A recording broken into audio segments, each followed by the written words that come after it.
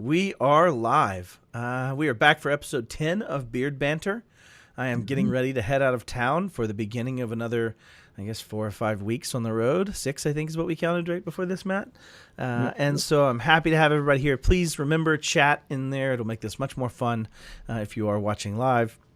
Please chat on either YouTube or on LinkedIn, and we will receive that. And I am here with Matt from Canada. He's my Ganger, if you will. The Canadian entity, Yeah. He's the Canadian entity formerly known as Matt. But yeah. So it was great. I actually didn't know this. I set up, and I'll just tell on myself here. So I set up a web form for people to be able to sign up to be on the show.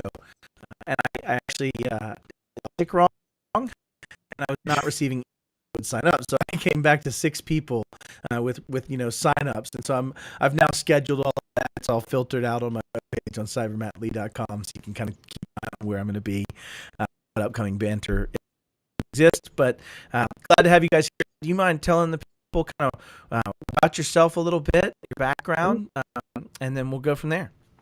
Yeah, thanks for the introduction. Love being here. Been a big fan of the series. I think it's obligated to say, but no, quite honestly. So I come from really IT background, MSP industry. The last about 6.5 years prior to my start here at PAX 8, I spent a lot of time doing solution, architectural design, project management, service. So I really got a good kind of crash course on the industry. But even prior to that, I was looking into being an IT director for a shipping company, really trying to refresh architecture, not necessarily in the cloud fashion, but dealing with hardware, age systems, old VMware clusters, things like that. So, a lot of what my experience kind of to date, prior to my little stinge into project management, would have been really figuring out, how to optimize, how to build out, how to refactor environments. To really make businesses kind of grow and survive, because we, as we'll probably talk about more, we've seen just a massive shift in what businesses and organizations look like now. Yeah. And I feel like I really took the crash course through that as fast as possible. Sure. So. That's awesome. And so you are on our ISC team, which is our infrastructure sales consultants, but just a big background in cloudifying. And I think it's helpful for people to kind of talk about, what my view of cloud is and where we are today and where we're going. And so I'll kind of rehash this for anybody that's ever heard this before. I'm sorry, it's time to get a cup of coffee or something. But, in short, you have a situation where everything used to be infrastructure. Our world started as software running on Server 2000, 2003, 2008, 2008 R2, 12, 12 R2, 16, 19, 20, you name it. Some still there. Yeah, some of those. I might have missed one. I don't think I missed any, at least on the server OS. Okay, fair, NT, fair. Jerk. A true story. So we built our world on these servers, and we ran infrastructure. And by that I mean you installed some software that you had to plan for and have the right resources, and have the right SQL database on the right letter drive so you can make sure you're taking advantage of the right spindle. And you had to make sure you set it up from the way the manufacturer wanted. And oftentimes that drove us down this level of not security. And if you looked at it from the other side of the coin, the manufacturer of this software is going, I can't plan for all these fucking variables. There's no chance of me to deal with it. I'm just going to have to, you know what? We need admin rights on every file. You know what? We need, they dealt with that. And so as you see, some services shift to this kind of future state of cloud, which is mostly SaaS based in my mind, or function as a service. And a lot of stuff though started down the path of server. Then you went into virtualization, and then you went into different flavors of virtualization. Then you went into hybrid virtualization, or IaaS, infrastructure as a service out there. And so that's kind of where Azure starts to live. But Azure blends this mix of IaaS, function as a service, right, and some of these kind of modern things too. Yeah. But yeah, my vision of the world heads towards SaaS, where most of it is not in your hands, and you're just simply bringing an identity to that service. But you're living in the world of where people are. Yeah, when we talk about the transition, right? So you'd mentioned, the history of going from single server to virtualization, and virtualization to, maybe some clustering, some network attached storage. All of a sudden the data demands and everything, and things constantly shift. And we will see the same patterns over and over again. And we'll probably talk a little bit more about the sunk cost fallacy. Yeah. Of like, I've done it this way. But I've for the got a last server in 5 my years. closet I just bought, and I've already Yeah. invested all. Yeah.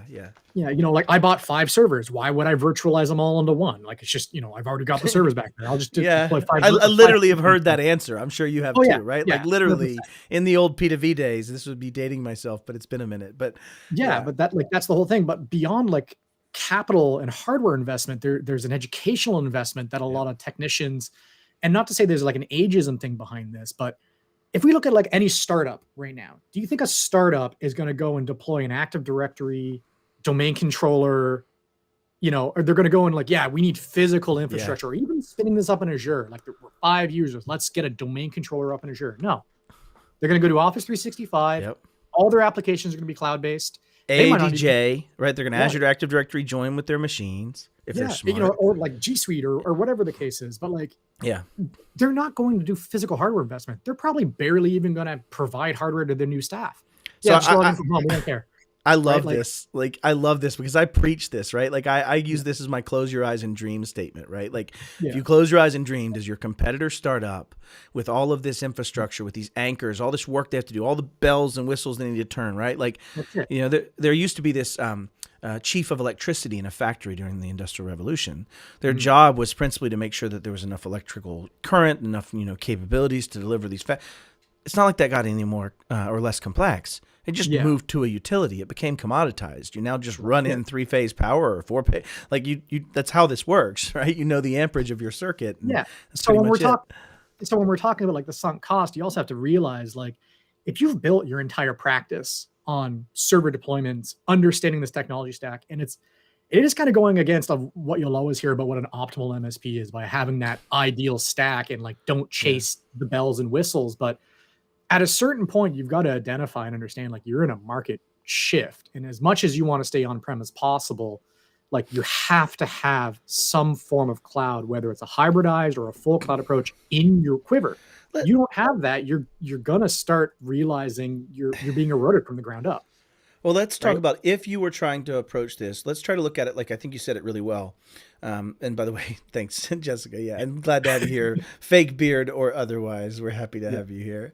But if you think about this from a business function, if you think about this from what does a pure cloud, all AAD, no Azure infrastructure, right? And we can talk, we'll break back into the Azure as the bridge here in a minute, I think. This is a bridge. But if you look about what business function it means that if I hire a new person in New Mexico and I'm based in California, or if I'm based in Florida, I can have a laptop drop shipped. I can actually probably use some tools that are out there, like Roost right now is shooting towards this, and other tools that are out there. They're saying, hey, when I bring on a new employee, I want them to go ahead and get a device from Ingram Micro that's going to get drop shipped them. I want to bring that device's hash and information into this Intune structure. I want to set it up in autopilot with an autopilot preview that's done hardware based on the TPM. What that means is the user just simply has to turn it on, connect to the internet, no other interaction until it's time to sign in and use their computer, which means you can just drop ship something and have it fully functional for a staff member as an automation that might even start in your HR system, which means that as an MSP or as a business, you're creating this massively capable, very, very rapid, and also removing stupid humans like me from the workflow and the process. So you talk about business capabilities. I can get a user up faster. I can attract users better. What I mean by that is I go back to my story about our marketing person that told about her story at when I was at a former MSP. And she said, hey, listen, I went up to an internship and it was horrible. I had to think about V drives and I had this VPN and all these horrible, and I'm like, wow, this person's never seen a map drive. They've never seen a server. They've never seen group policy in that way. They've always used either Google in middle school and Google Drive and Google Workstations or Google laptops and Google OS, right? Or they were using Microsoft in college and using Microsoft OneDrive and sharing things and information in schools in that way. Like, and I think there's like a delineating line in the sand right now. Like, I always kind of hate bringing it back up, but I've always heard that the term or the phrase like, the pandemic accelerated technical adoption by like 10 years. And like as much of a buzzword as that might be, think of how many of us 8.5 was my calculation. 8.5, yeah, give or take, right? That's 10 Canadian. Sorry. Yeah, 10 Canadian. Fair. That's great. But realistically, we have to, when we're talking about the organizations and, we have experiences where it's like, oh, well, I need to go work from home now. It's like, okay, cool. Pack up your desk, I guess, and IT will deal with it. I don't know how many gray hairs, like I myself, kind of got in that transition. And our MSP, the MSP I came from was we were pretty forward thinking. We made sure we had VPN capable devices in almost every one of our partners, but we did run into some of those limitations. There wasn't enough bandwidth because you were using something that used to, let me help the public understand this. That's not super technical. Inside an office network, you typically have a 10 gig backplane between servers, or 10,000 megabit per second, or 10,240, whatever. Doesn't matter, however you want to calculate it. But you have in the internet now, everybody's still using this demand. And let's say it's 1,000 meg to the end device. That's about right. So 1,000 meg at the end device, which means you could access your server at somewhere in the neighborhood of 1,000 or whatever demand, dictated capabilities. So here's your 1,000 line. And when you move home and you have 100 by 100 fiber circuit, or heaven forbid, 100 by 20, cable modem where you only have 20 megs up and 100, which means if you're home, the up is what it. Wi-Fi. Yeah, even worse, right? So you're looking at taking all these users that used to be in this very large hot dog down a hallway kind of conversation network capabilities, right? And now they're being forced to say, hey, listen, put that through the keyhole. And you're like, wow, this is terrible, my experience. And so you then turn to virtualization techniques. You then turn to trying to use remote desktops because that's a lower bandwidth consumption. You're doing these things that change the way you're supposed to work in the way you used before. And when you start thinking about cloud, pure cloud, it's just designed to already work that way. It works over TLS. We connect out to a cloud service that happens to be nearest to us. And you start, there's challenges. Don't get me wrong. There are negative sides here too. But just imagine if you're in that business case where everything's tied to one identity.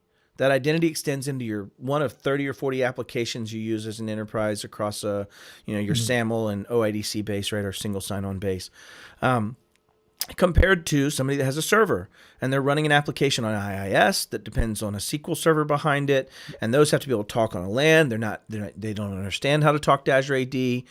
That's where Azure comes in to bridge that gap, right? And depending on where you were and what applications you're using, like VPN was like, great, you're now part of this network, but guess what? Your line of business app doesn't work over VPN. In fact, if the vendor finds out you're doing that and you corrupt the database, I'm looking at you, QuickBooks. Contract. Yeah, I'm looking at you, QuickBooks. Well, realistically, even we had clients that were using Access databases. Oh man, because they just build them. We built them, and or we didn't. They'd built them. They'd been the cornerstone. Yeah, we get it. We need something. We're working towards it. It's a 3-year process. It's been our entire organization for 10 years. And then they had to go remote. And all of a sudden it's okay, well, they just placed an order for 10 computers to literally act as jump boxes so they can send people home. And then a boat gets wedged in a canal for 72 hours and the entire supply chain falls apart for 2 years. Yeah. I'd probably bridge the gap a little summative, but you're not far from the truth, right? Realistically, our supply chain took a massive constraint, a massive hit, and all of a sudden organizations are being told, 4 to 6 months for a server. Yeah. Well, my server is dead now. Sorry. Yeah. Well, and I think moving to a pure Azure or let's not be exclusive. Let's say Azure, AWS, Google, IaaS, all of these kind of models, right? Like this space, that can be a bridge gap, right? If you were to cloudify your servers and your infrastructure, you have to live with. And I'm talking to you doctors that have an EMR and they're not going to be able to move overnight.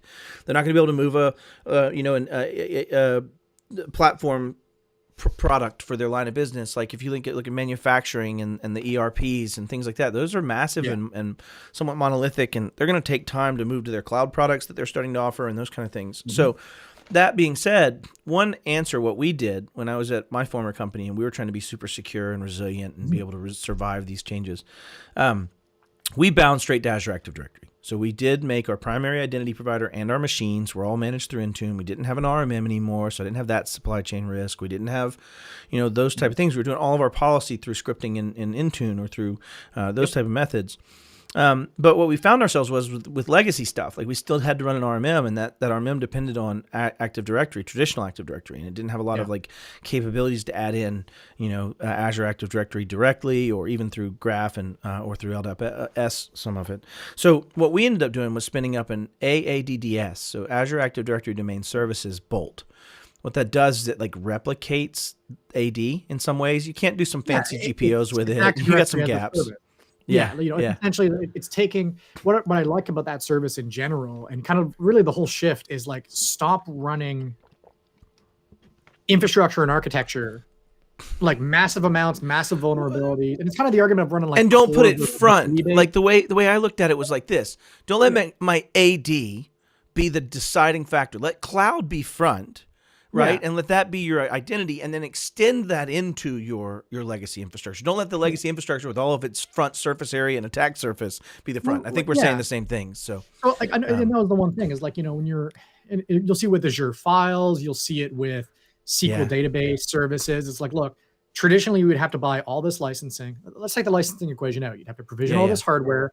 You have to put this entire underlying architecture, which means you need to back up and protect the operating system. You need to make sure that everything you're on responsible that for system it. is humming along, is secured, and then you worry about the application on a subset. And now you're also backing up SQL.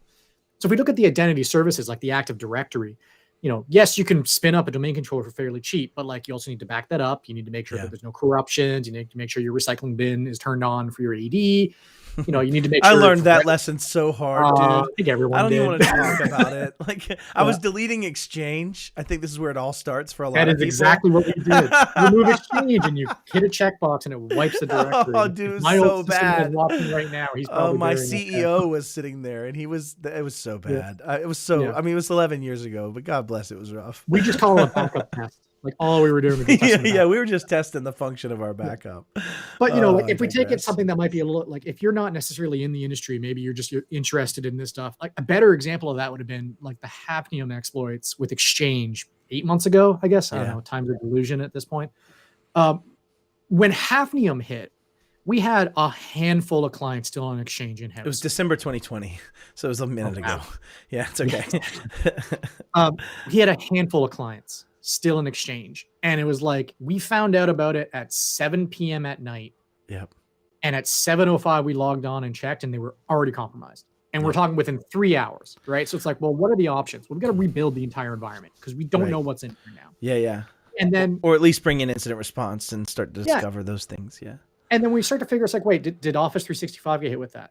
No. Okay, so here's a great argument. Yes, Office 365 at $610 at the time Canadian would have been more expensive when you configured the OpEx versus CapEx expenditure. But guess what? They don't have a $20,000 domain environment rebuild now because we left the security and everything with the people that have a real big interest in making sure. Well, and the auditability of the cloud side is so much more linear, right?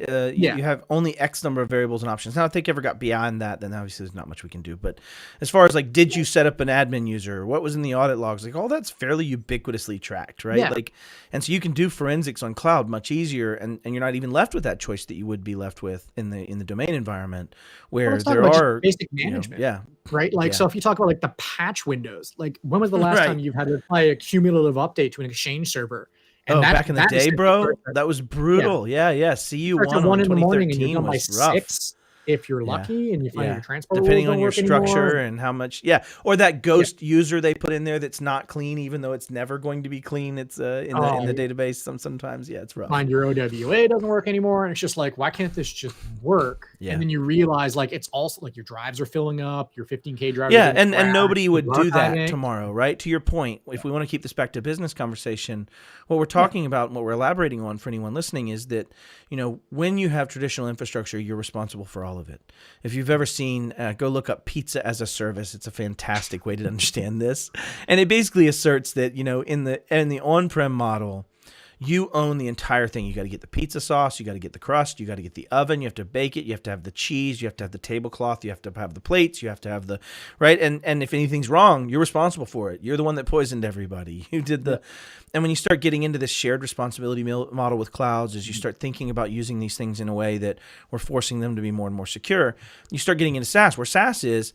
They pay for everything. Like you literally show up at the pizza restaurant and they feed you, right? Like that's it. They're going to clean the table afterwards. They're going to clean this stuff to make everything.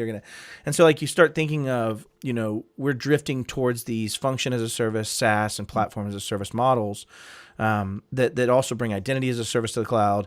And so as a business function, I can do it from Starbucks. I can do it from anywhere. If I add in a SASE edge on top of that and some zero trust principles on top of that, we have a very, very healthy model for consuming cloud services that can't happen with infrastructure. You're in this like married kind of hybrid state unless you do it the way that I'm talking about, where you shift it into behind Azure AD as a DS extensibility, or AWS and their own versions of those. But let's bring it back to the sunk cost fallacy. Sure. Right. Sure. This principle of I bought those servers 2 years ago. I normally expense them over 5. I don't want to do anything about it for the next 3 years. And this is not only necessarily from the client standpoint, but from the partner standpoint, the MSP, right? So the IT provider. At this point, you're a trusted advisor. So you're bringing recommendations to your clientele based on information currently available to you. And there may be this risk of like, look, I see this new technology as being really valuable to my clients, but I just sold them a server, so I'm not going to tell them about it. Oh, yeah. And that's problematic. You don't necessarily have to sell them something, but if you're having regular cadence meetings with these clients, you got to say, like, look, some great things have happened. We saw a large market shift. My organization is now offering these cloud and hybridized services for these very reasons. And this is something I intend to move you to down the road. Right. But if you find anything in your organization that might be driving the acceleration of this, let me know. And that will get into the sunk cost fallacy of like, well, I was supposed to get 5 years out of this server. But what business looks the same today as it did in 2019? Yeah. And if it does, like, better look are they different. still going to be are they going to be still a business in 2025, right? Like, right. And we're seeing and you take this conversation, right? My competitor that's starting up is not going to have these challenges. They're going to be able to scale quickly. They're just one unit cost away. There's no capital investment. I don't have $80,000 in server and infrastructure and licensing. I just have a monthly cost per user, right? As you start looking at that, that means that the very shift, not just the MSP, just anyone business-wise, that if you are going to see this fast, flexible change, if you are seeing this catalyst of an understanding of security and a renaissance in that space, if you are seeing it's much easier to do in that world than it is with these people with infrastructure. That's the simple premise to understand.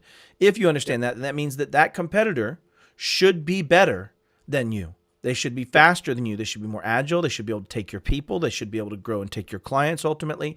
And the only thing you have as a current person is momentum and entrenched trust with your partners. So the way I would sell this as to an MSP is you have to be more like the advisor. We were talking about this the other day, right, Matt? Like my tax attorney had a thing called Sugarloaf. Okay, this has been many years ago. But Sugarloaf was this understanding that in Brazil, you cannot retire bad debt.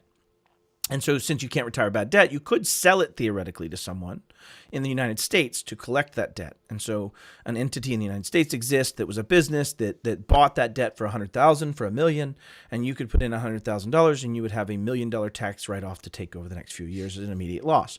And in the United States, as long as you collected some percentage of that or showed efforts to collect some percentage of that, then it was okay to write that off immediately and take that out. And so there's just this strategy. But as it changed, and as my attorney came and talked about this to my clients and talked about this to different people that I knew, that as it changed over time, I was never pissed at him. The game changed. I understood the game changed, right? It was part of the way we had to deal with this. Now it had to be a different type of entity. And he had white papers from the IRS to say this is what we need to do from a guidance perspective. That's why I paid him. He was an advisor. He was a trusted advisor. And I think as MSPs, we need to be those trusted advisors to come back and say, I know you just bought a server. That's the cost of being in business in a transition. We need to have conversations about where I need to take you and what the strategy is going forward. What is your security strategy as an SMB? Where are you going? And a lot of that gets moved into normalized functions that I can do as a script, as an MSP. It's trying to change it away from being a cost center of like, oh, IT's back asking for some more money, where it's like, look, what are some my strategy advisor? What are some challenges you're having right now? Oh, you can't get good staff? Well, because you're forcing them to drive into downtown Toronto core. Like a lot of these people are moving out and they don't want to commute 2 hours. And or using horrible technology, and they get like, when I was looking at taking my job, this is no joke. When I looked at it, I looked at all these big players. I had some great offers. I was very humbled. It was amazing. But when I looked at it, only 2 of them were bound to Azure Active Directory and used modern principles and modern Office. Everybody else still had an anchor of the VPN back to the Office and the Office to the Active Directory server, and then single sign-on through federation and extension into the Office. And it's like, why would you put all this risk? And all the way back to your Hafnium conversation for the people that are maybe a little more technical, they used that to jump into the cloud and attack the cloud. Right. Once they gained access and were able to use and craft a SAML response for Duo to then jump across those JSON to have a OAuth token in Microsoft, as I understood it. And so you're like, this is kind of the way that they gained access, was through these vulnerabilities that wouldn't exist in the other model. Even when they had already done a hybrid migration, but they had to leave the Exchange server for management on-prem. Guess what? I so remember that, bro. That was so bad. Yeah. It's like, don't worry, I'm in Office 365. I'm like, no, you're hybridized. So you're still vulnerable. Well, what? And you run the script and like, sure enough, bang, bang, bang. There's the entries. You got to rebuild. Like we got to start purging this stuff and cleaning it out. So And rebuild, I don't want to get down that rabbit hole. It wasn't always the option, but sometimes it was easier. We use it as an excuse to forklift. Yeah. But so you got that, sunk cost fallacy from the client standpoint, and then like from a partner standpoint, like your organization probably is very ingrained with traditional supply and disty. You may actually be deriving a lot of your margin from the markups or the bulk you're dealing, especially VARs, value-added resellers that might be just doing bulk products. So you may be getting some kickback from that. So to lose, your project margin, because if you're up in the cloud, there's no big projects anymore. So you lose your project margin, you use your hardware margins. So there are other projects though, right? This now starting to see extensibility to say, let me go deal with your Salesforce integration to your identity. Let me go deal with, right? So you could see that becoming some of this Power farming. BI dashboard. Yeah. That kind of stuff is where the project's shifting to, I do believe. But it was funny you mentioned that, because I hadn't connected this yet, but I was speaking at an MSP sales kickoff not too long ago. Really large company. I think they'd added like 8 million a quarter in MRR last quarter. Wow. It was ridiculous. And so I was talking to them about it, and this gentleman pulls me aside, and I didn't know at the time he was the CEO. I just went out and said, "Sure, I'd be glad to have a conversation." The guy goes, "Can we chat?" And somewhat. You're so easy to kidnap. I know. Dude, you could snag me in a heartbeat. Now, you might find me harder to let go of, but certainly easy to get a hold of. But yeah, so he walks out with me, and we're chatting, and he goes, Matt, I got a question. He says, are you suggesting that some people already get this and they're already driving clients there, and we're starting to see this reduction in hardware? And I said, yeah, I don't know how far ahead of the spear I am, but I think that a lot of partners are starting to get this. And I've been doing this since 2017, right? I've been 100% AAD bound and Intune managed since 2017, 2018. And anyways, and I said, yeah. And he says, and you can see a light bulb. And he goes, and that's when he tells me he was the CEO there. And he goes, I've been seeing this massive reduction in hardware, and projects and things weren't happening the same way. And, and it goes all the way back to, like, I had this girl that was a friend of mine that started a clinic for therapy. She's a therapist. Yep. And she sat down and she said, Matt, help me just on the side consult. What would I need to do to set up? How should I build myself? And I said, listen, you use Azure Active Directory completely, manage everything in Intune. You'd bring that with certain policies that force you to only be able to sign in from resources that are managed in Intune, so that you put your conditional access to lock out a lot of things. And then you would have MFA and have extensibility into all your different applications. And hopefully you'd find an app that's SAML or OIDC based that you can tie into that's SaaS. She said, oh, that's great. And I didn't hear back from her. And her husband worked for me at the time, and so I reached out to him. I was like, hey, man, what's going on? Did she not get started on the business? She goes, no, everything's fine. What do you mean? Yeah. Well, she just set it up herself. She found this online company that would do the scripting for it, and she searched all the words, and she found somebody that did it for her and just set it up. And my argument is, like, people are researchers now. Our constituency are starting to go, I'm going to figure this out. And so the people we're wanting to talk to, if we're going to add value, we have to add strategic value. We have to add this understanding of, how do I take you from here to there? How do I take your anchor? Like I say, the tide's going to rise. That means somebody might be anchored to the ground and they're going to drown, right? And so how do I take your anchor and shift it? So like we saw that shift with, for better or worse, Amazon, or just the shift in hardware market in general. Yeah. And we saw this as an MSP. We started getting price checked on hardware. Yeah. And it's like, well, and so it's like, well, if you give them the SKU, they could literally drop that into Google, and like, Lenovo or Dell would have the exact same model on a client-facing website, $100 cheaper. And we would respond, we add value, and if we sell it, we'll support. Yeah. Yeah, you would have never have found that unless I provided it. Well, what about these ones? And like, every once in a while, they would actually have better versions than what we could get. So you'd approach the distance, like, oh, that's our commercial network. Like, we can't pull from that stock. So we started losing clients' hardware sales to our vendors because they had different stock pools and things like that. And that's all that aside, like, we would, you try to, as an MSP, you try to lock into a specific hardware vendor because you get buying power when you buy a lot from credit. When you buy a lot from one, you get spiffs, you get kickbacks, all this stuff. And like, that's great until someone's like, I hate that brand. And you lose a client because for whatever reason, they bought a Lenovo in 2016 that came with a bad screen, and they swore it off company wise. And like, you have to deal with that.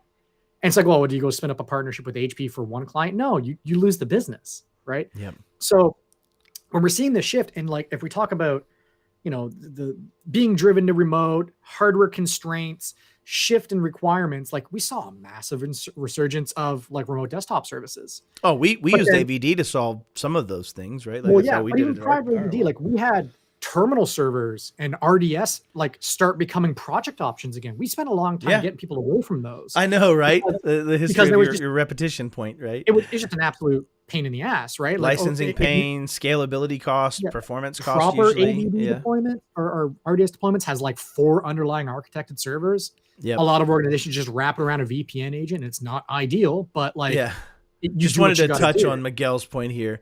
How you respond within the first hour when you're compromised is crucial. And what he's speaking towards, just for making sure we're hitting this point, is like, if you were talking about an Azure AD or an AWS or Google or whatever infrastructure you're talking about for those devices, because if we think about everything becoming a web page, right, then we start seeing that a lot of the other functions that create risk can go away too. We start seeing this normalization of some of those things. For example, taking away local admin because I don't need to run anything anymore. I'm not running applications. I'm using web. Anyways, doesn't matter. But the point is, Miguel's point is that when we start talking about the pieces of a life cycle, you have this identify to find the assets and the data. You have this protect, right, to protect the data, to protect the things, put in front loaded controls to protect it, and then you have this detect because eventually something's going to get past that. And how you respond and how quick you detect actually dictate the rest of that outcome, the rest of that loss. How much did you contain it? How quickly did you discover it? How quickly were you able to reduce the impact? If we hadn't have found FireEye finding SolarWinds, right, 2 years ago, we might still not know about it. And we might still not know about the loss. Yeah, it's been 2020. It was, it's nuts. But if we hadn't had that all happen, we wouldn't know some of this. And the point is like how fast you detect and respond. And to his point, like especially ransomware and things like that, egression of data, how quickly you can stop in that first hour of your compromise is crucial. Did you contain it? Were you able to say yes or no? Like in your case, no, they had the Hafnium popped them with a shell within 2 hours. In fact, that's the only time the FBI so far in the United States has taken action extrajudicially. I mean, they got a warrant, but they didn't really have like real basis to stand on to break into these networks. In fact, it was funny. I showed ask for forgiveness after.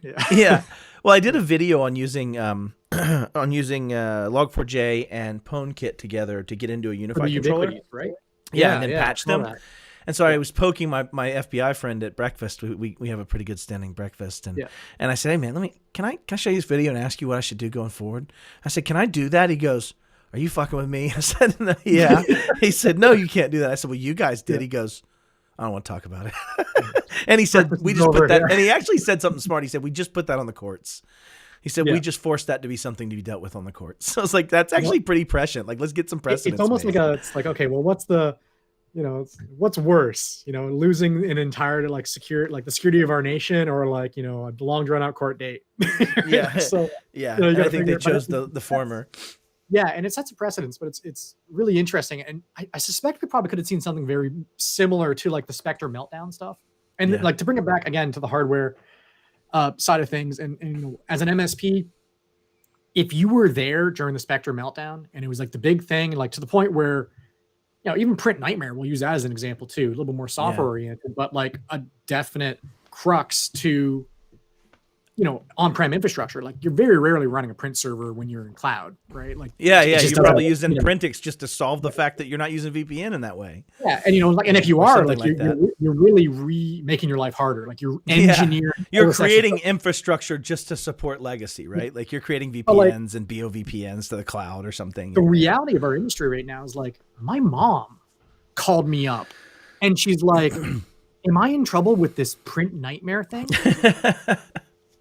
And then I was like, how do you know about that? And realized like CNN and Fox News are blasting it as this massive thing. Like this is starting to become public knowledge, where if your CEO or your clients come to you and be like, "Should I be worried about this?" You're already too late. Because if they're hearing it, and like not to say like you need to be on the corner of everything, but you should have an easy response to that. Did you just like compare me to being on the corner for all the stuff I put out right away? Like this is not a good, maybe I'm having a language barrier here, Matt, but on the corner here might not have the same connotation. I'm pretty sure my mom. The edge, I think. The edge. Probably not. Maybe after this, but like, realistically, like when we're looking at it, the second this stuff becomes public knowledge, like you should have already, like if you get a call from your client, like obviously getting a communication out immediately maybe is not always as easy, like if you don't have a mail merge or whatever the case is, but like when you get that phone call being like, "Hey, am I susceptible to this Print Nightmare thing?" Your response should be, no, or yes, but. Yeah. You're already aware of it. No, we are on the edge. We're on the, not necessarily the bleeding edge, but we're on the cutting edge and leveraging modernized technologies. And we've taken the shared responsibility model and taken all the heavy hitters and we've put that in global organizations' hands. Yeah. We've got Microsoft doing the heavy lifting.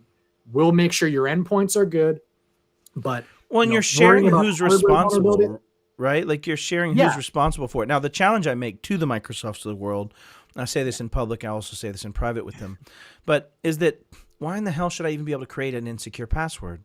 Why would your software allow it? And oftentimes the answer is, well, we don't want to lose the customer base. The good news is the customer base is shifting, which should allow some of these things to be taken upon them, right? If you look, there's been several successful companies that have said, we're turning on 2FA, sorry. You're all going to use 2FA, period. And we're starting to see that, but Microsoft hasn't quite crossed that line yet, and you haven't seen that on a lot of things where you could still have to do a GPO to take away internal local domain capability to make an insecure password being a huge thing. Like, not to harp on printers, but like I will spend another hour harping on printers because the bane is probably you got a real hard on for printers, don't you? You ever seen Office Space? Never mind. Yes, yeah. every weekend. No, but that's great. Realistically, like I don't know in an Office 365 migration from on-prem to the cloud, I would say anywhere from 1 to 6 hours trying to get Scandi email working because that version of Xerox didn't work with this version of Rico or whatever. Okay, well, and it's usually because they don't support TLS. Yeah, I was going to say it's usually because they're backwards on protocol. And we use a third party for that typically. We would use something like a MailChimp or something like that. Yeah, but like it's one of those things like when we're talking about moving, like having that complete solution and moving, like when you're retiring these services. And you're moving from a CapEx to an OpEx model, there needs to be a shift in like just looking at the numbers. Yeah.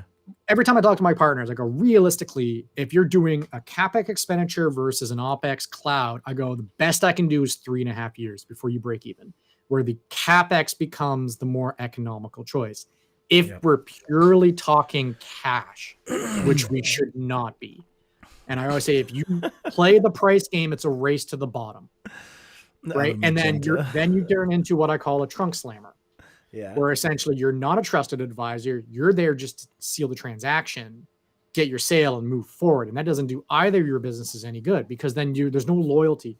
And then there becomes this issue of like, hey, you're telling me I could have been completely mobile in the cloud and it would only cost me $10 a user more a month.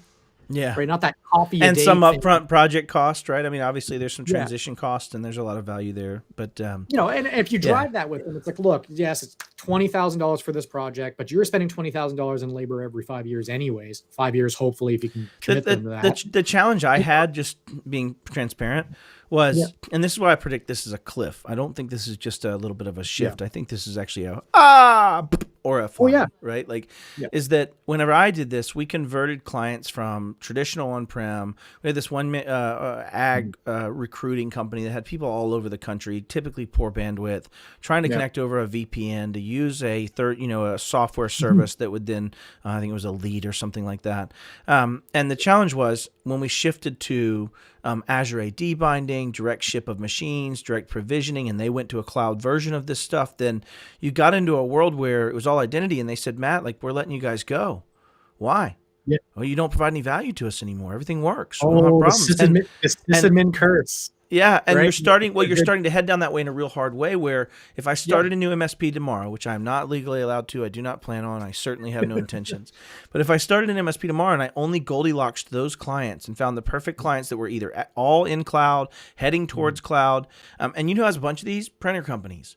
Printer companies have tons and tons of these 5-person offices that could easily transition to an online service that's web-based and easily transition at a low cost, to a cloud-based platform. And you could scale up thousands of those companies, and they would all just be one GUID, one globally unique identifier, one large number away in a script from the next guy or gal, which means that I can provide the exact same outcome in a platform basis with companies like Packstate Pro, with companies like Roost. There's like 50 of them, right? You have your low-code, no-code solutions. You could build it out of Zapier. You could do a lot of these things out of just automating things. When you get to that point, right? everyone's can unique in scale their own way, except everything we ever deployed was like 98% identical with like a domain name change and then maybe a couple of policy changes. Nobody and to some effect, we did that. We used the same network schemas. Yeah. We used the same AD structures. We used the naming same. conventions. We kind of did that, right? Like I knew an ADSO1 server was going to be AD, and I knew that, right? And some people called them Snoopy and Captain Snizzlepants, right? Like it was. I don't know if Snizzlepants made it in the markup, but maybe. But too long. Yeah, it's outside of the net BIOS domain length limitations. But like realistically, like, and that became almost like artisanal IT, where it's like IT's not for, not every IT solution's for everyone. We'll customize one just for you. And like, that was a sales tactic. And like, I'm guilty of that. It was a scale tactic too, though, in a lot of ways. Like, but not as achievable as cloud scale, right? In the ways that could function. But like I'd say about like 8 out of 10 of my clients was going on whatever Lenovo was the hot one, what was in stock that time. And like, we'd order 4 at the same time. And literally like, here's my USB key, click, deploy. Turn on. Okay, good. You collect them down, put it in. Like the projects were the same. Like the labor calculators didn't even need to change. How much data do they have? Click. Okay, good. Because the same problems and the same items, but like the advantage of doing that as the MSP was, to your point, it became standardized, which means became very onboarding scalable. Staff providing the experience that the client thought they were getting. We used to say you could take a B player and make them an A player, right? Yeah. Through standardization. And that you could say, okay, at least if you walk in this environment, it's a dual AD environment, it's going to look like this. If it's 5 different ADs and it's different sites, they're going to look like this. This is your AD schema. Here's your network schema that you'll probably see and what VLANs mean what. Like all of that standardization allowed us to try to like script as much as possible, if you will, quote unquote, human script or otherwise. The ability to support it at scale, right? And you could have a higher density of number of humans that you were supporting to any number of W2 multiplier costs, right? And so that I think is at an extreme when you start getting into the amount of API stuff you can configure. Like not only can I take over your domain and get set up, I can go into Azure and set all the functions and send an email to your people saying MFA is going to turn on, and then send a follow-up email when Sally doesn't do hers, and maybe a video that comes with that comes from the CEO. And then I can start Power BI script, Power BI that integrates into the HR system that kicks off an email to the help desk. Everything they want. Auto-enabling MFA, auto-provision for licensing, And buys the laptop, ships it to the house of address, creates the accounts in Salesforce, creates the accounts in the others, skim provisioning, creates all the accounts in all the line of business applications. That sets up their group memberships, the dynamic group memberships based on their title of the person, took them in the right groups that gave them access to the right teams. Like that's automated. The organization, right? Plugging the holes up. How many of the exploits recently have been like, we forgot we had a VPN credentials out in the wild and we just didn't turn them off? VPN secret 1, 2, 3. But like beyond that, like a lot of things like it was a VPN credentials we forgot to shut off. There's PIM, right? Privileged PIM and PAM, right? Where you can have it have escalations, de-escalations. All of that gets standardized and easy to deploy at scale. Is the point, and support. It's all the same support, same structure. We have a driving force right now in Canada, and I assume it's probably the same thing in the U.S. with cyber insurance. Like essentially mandate multi-factor authentication on everything. Yeah, even switches in some cases. Yeah, sure, no problem. I got it on my Office 365. Okay, cool. What about your on-prem server? Well, what do you mean? Well, like you got to protect that too. And suddenly you're looking at like, federated services or like a Duo subscription. It's like, or you tie the identities all into Office 365 using Azure AD, and you just host it in AVD. And it gets stored in the TPM 1 or 3.0. And then everything or 1.3. BitLockered, everything local is BitLockered, everything's behind, Hello for Business. You go passwordless, which is a huge experience improvement for everybody. I don't even know what my Pax8 password is, if I'm completely honest. I just log in with my eyes every day. So you can get into FIDO tokens and physical tokenization that now gets into that level of security. A little bit of hardware, right? You got a little bit of physical something I have. But to the point, it's super scalable. The security, and everybody says, man, but if you put everything in Microsoft or if you put everything in AWS, then the attack surface is always, but you at least know the attack surface and you can predictably scan it and you can check it and you can look at it for variables and delineations. And multi-cloud. Yeah. If you're really worried about that, multi-cloud. The clouds, although they are, competitors, like there's bridging services. They are actively saying, multi-cloud is the new approach. Microsoft's got Arc that will essentially monitor resources in AWS to make sure it's like, hey, look, your security policies that you're paying us for, they're okay over there too. We're keeping an eye on that. Which So let's like not even all get your- started on the compliance framework aspects of yeah. this from a capability, You know, right? Like that's a whole PCI other DSS, conversation. Yeah. Yeah. Well, you know, and the ability to essentially scan like folders. I don't know how many like PII scans I used to do and be like, yeah, you got like $1.2 million in exposed credit cards just because Right. like you ran a golf tournament in 2021 and just put them on an Excel spreadsheet like this on an open drive. Like, or baked them in your customer service, your CSR or whatever. you're Like, sending it's crazy. Swift codes, you know, over email because that's just your process. Because like nobody, like to your point of rising the tide, no one's questioning that. Like, I don't know how many times I had a client just be like, well, here's the credit card. Can you update the system? And they'd email it to me. And I'm just like, oh man, I can't even reply back to the email because our DLP policies stop it at the border. So I have to call them being like, I need you to delete that from your sent folder. We're going to go purge that from our system. Never do that again.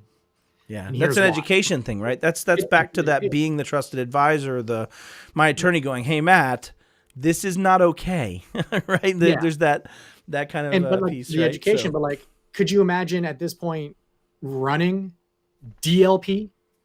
We did it. we moved the hearts of one individual. It's fantastic.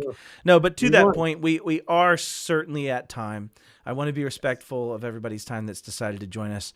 Matt, this has been a stupid, riveting conversation. I feel like this could have gone on for hours, and I don't know if anybody gets any value out of it, but at least Jessica made our hearts happy and said that she did. So, no, I really believe that people think of cloud as Azure and infrastructure, but I think of infrastructure as a method to bridge to the physical world or to bridge to things that are those stop gaps of getting there so that you can get there before your competitor starts up and builds a very flourishing practice already built that way. So, and if I ever get a vote from Shiva, that makes my heart warm as well. So very I'd say at the very least, have it in your quiver. Everyone's afraid. It seems like an ocean to drown in, and it is. It is. Start small. Yeah. Start with the but you can drown in your bathtub, like, just being honest. So let's just someday, man. Someday. All right. Thank y'all so much.